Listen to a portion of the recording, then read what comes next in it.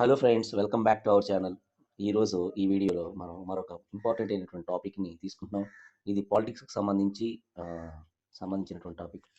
భారత రాజ్యాంగం తెలుసు మనకి. ఆ భారత రాజ్యాంగంలో కొన్ని అమెండ్మెంట్స్ అంటే రాజ్యాంగ సవరణ చేయడం జరిగింది.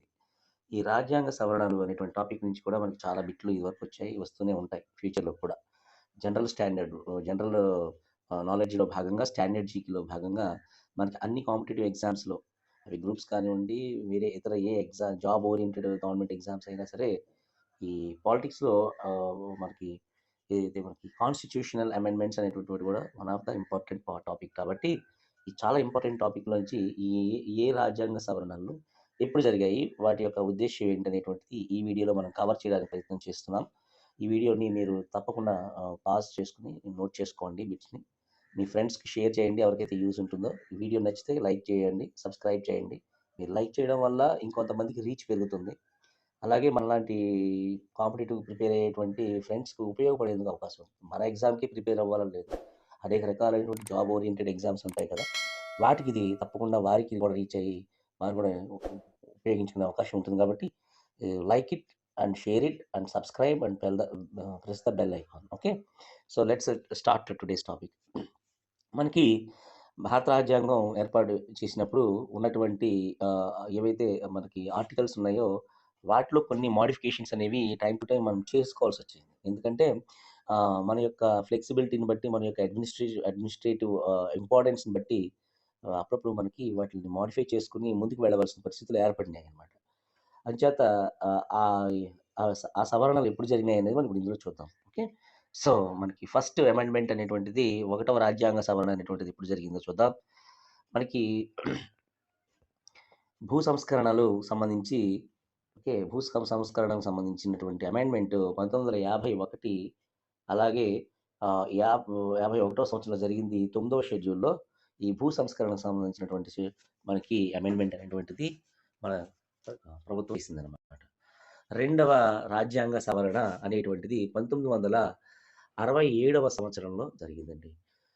ఏం జరిగిందంటే 1967 సంవత్సరంలో 21వ రాజ్యాంగ సవరణ, 21వ రాజ్యాంగ సవరణ అనేటువంటిది ఇవన్నీ ఇంపార్టెంట్ అయినటువంటి రాజ్యాంగ సవరణలే. మిగతా వాటికి మనం మెన్షన్ చేయట్లేదు. ఎగ్జామినేషన్ పాయింట్ ఆఫ్ వ్యూలో ఇంపార్టెంట్ అయినటువంటి సవరణలు అన్నమాట. 1967వ సంవత్సరంలో 21వ రాజ్యాంగ సవరణ 8వ షెడ్యూల్లోని 15వ భాషగా సింధీ భాషని మెన్షన్ చేశారు. బిట్ ఇంపార్టెంట్, ఇవన్నీ ఇంపార్టెంట్. నెక్స్ట్ 31వ రాజ్యాంగ సవరణ అనేటువంటి 525 సీట్ల నుంచి 545 సీట్లకి పెంచడం అనేటువంటిది 31వ రాజ్యాంగ సవరణ ద్వారా జరిగింది. చాలా ఇంపార్టెంట్ ఇది. నెక్స్ట్ 42వ రాజ్యాంగ సవరణ. ఈ 42వ రాజ్యాంగ సవరణలో ఏం జరిగిందంటే, ఇది 1976వ సంవత్సరంలో జరిగింది. 42 రాజ్యాంగ పీఠిక అంటే ప్రియాంబుల్ అంటాం. ఈ ప్రియాంబుల్ అనేటువంటి ప్రియాంబుల్ లేదా మనం ఏమంటాం దీన్ని, రాజ్యాంగ పీఠిక అంటాం. ఈ పీఠికలో ఒక కొత్త పదాన్ని చేర్చారు. ఏంటా పదం అంటే లౌకిక సామ్యవాద అనే 2 పదాలు చేర్చారు. ఓకే, సో ఈ 2 పదాలని ఏ రాజ్యాంగ సవరణ ద్వారా అంటారు. ఈ 42వ రాజ్యాంగ సవరణకే మనం మినీ రాజ్యాంగం అని కూడా అంటారు అనమాట. ఇది కూడా బిట్. నెక్స్ట్ 44వ రాజ్యాంగ సవరణ. 44వ రాజ్యాంగ సవరణ చూస్తే, ఈ 44వ రాజ్యాంగ సవరణలో 1978లో చేశారు. ప్రాథమిక హక్కు నుండి ఆస్తి హక్కు అనేటువంటి దాన్ని తొలగించారు. ఇది బిట్ ఇంపార్టెంట్. నెక్స్ట్ 52వ రాజ్యాంగ సవరణ. ఇది 1985వ సంవత్సరంలో జరిగింది. పార్టీ ఫిరాయింపుల నిరోధ చట్టం అనేటువంటి దానికి సంబంధించి ఈ 52వ సవరణ చేశారు. 61వ రాజ్యాంగ సవరణ అనేటువంటిది 1988వ సంవత్సరంలో జరిగింది. ఓటు హక్కు అనేటువంటి విషయం మీద చేశారు. 21 సంవత్సరాల నుండి 18 సంవత్సరాలు తగ్గించారు ఓటు హక్కును అనేటువంటిది. అప్పటిదాకా 21 సంవత్సరాల దాకా ఉండేది భారతదేశంలో అందరికీ. ఈ 88వ సంవత్సరం నుంచి అది 18 సంవత్సరాలు తగ్గించారండి. ఇంపార్టెంట్ ఇవ్వండి.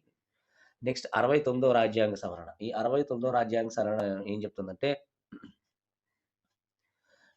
ఇది 1991లో చేశారు.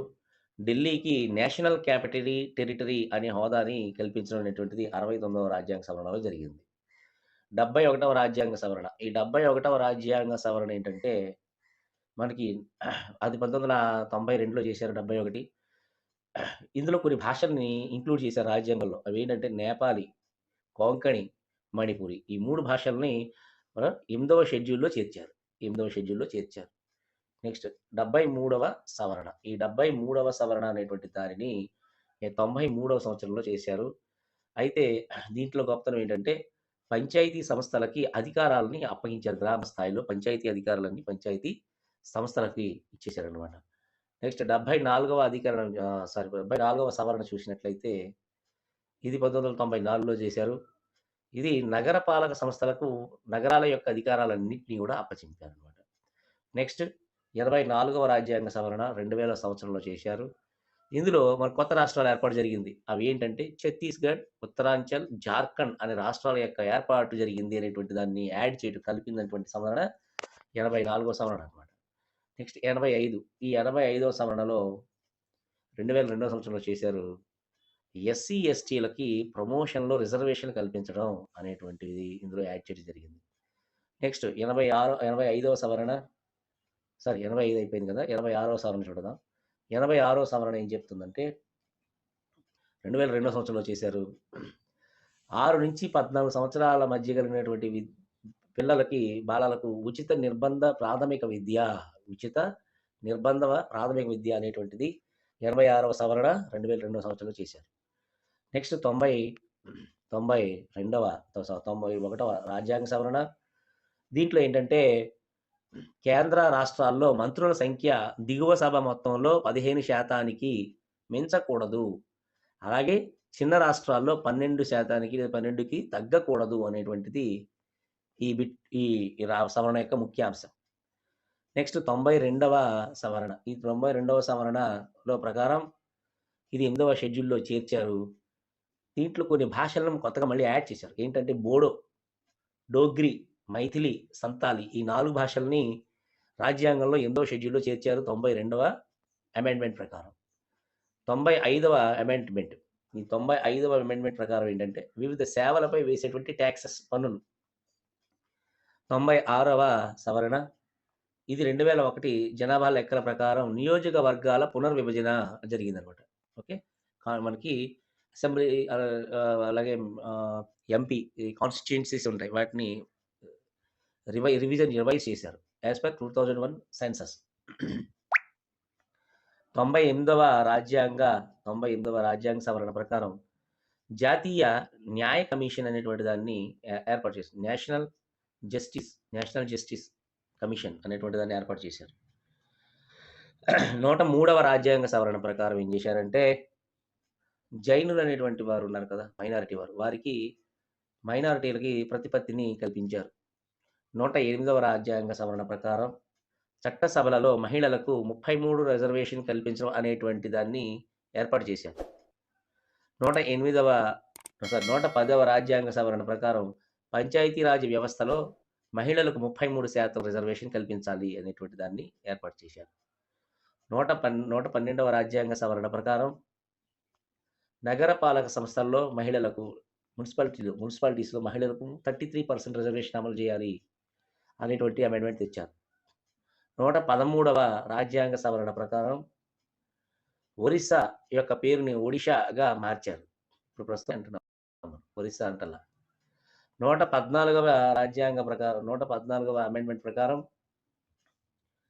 హైకోర్టు న్యాయమూర్తుల పదవీ విరమణ వయసుని 62 సంవత్సరాల నుంచి 65 సంవత్సరాలకి పెంచారు. హైకోర్టు న్యాయమూర్తులు అనమాట. నెక్స్ట్ 117వ రాజ్యాంగ సవరణ ప్రకారం ఎస్సీ, ఎస్టీలకి ప్రమోషన్లు అనేటువంటి టాపిక్ మీద అమెండ్మెంట్ చేశారు. 118వ రాజ్యాంగం యొక్క సవరణ బిల్లు ప్రకారం హైదరాబాదు, కర్ణాటక రాష్ట్రాల్లో వెనుకబడిన జిల్లాలకు ప్రత్యేకమైనటువంటి హోదా ఇవ్వాలి. దానికి 371J అనే అధికరణ ప్రకారం చేశారు. 120వ రాజ్యాంగ సవరణ ప్రకారం ఏంటంటే 120 సుప్రీంకోర్టు, హైకోర్టు జడ్జీల నియామక ప్రక్రియలలో ఉన్నటువంటి కొలీజియం వ్యవస్థను తొలగించేసి జ్యుడిషియల్ నియామకాల కమిషన్ అనే కొత్త ఏర్పాటుని చేయడం జరిగింది. చాలా ఇంపార్టెంట్. కొలీజియం వ్యవస్థని ఏ రాజ్యాంగ సవరణ ద్వారా తొలగించారు అని అడిగే అవకాశం ఉంది 120వ రాజ్యాంగ సవరణ బిల్. సో ఫ్రెండ్స్, మనం ఈ వీడియోలో ఈ ఇంపార్టెంట్ అయిన టాపిక్ మనం డిస్కస్ చేసాం. కాబట్టి దీని నుంచి మనం బిట్స్ చక్కగా వచ్చేటువంటి అవకాశం ఉంది. కాబట్టి దీని మీద మీరు కాన్సన్ట్రేట్ చేసుకుని చక్కగా పాస్ పెట్టుకొని వీటిని నోట్ చేసుకొని ఉపయోగించుకోండి. షూర్ మనకి వచ్చే అవకాశాలు ఎక్కువ ఉంటాయి ప్రతి కాంపిటేటివ్ ఎగ్జామ్స్‌లో. అలాగే ఈ వీడియో మీకు తప్పకుండా నచ్చితే ఇలాంటివి రాబోయే రోజు చూసీగా చాలా చక్కగా ఎన్నుకున్న కొన్ని మంచి ఇంపార్టెంట్ టాపిక్స్ మీద వీడియోలు వస్తూనే ఉంటాయి. So if you want to get the alerts of those videos, then you subscribe to our channel and press the bell icon and share to your friends, those who need this type of videos. Okay, all the best.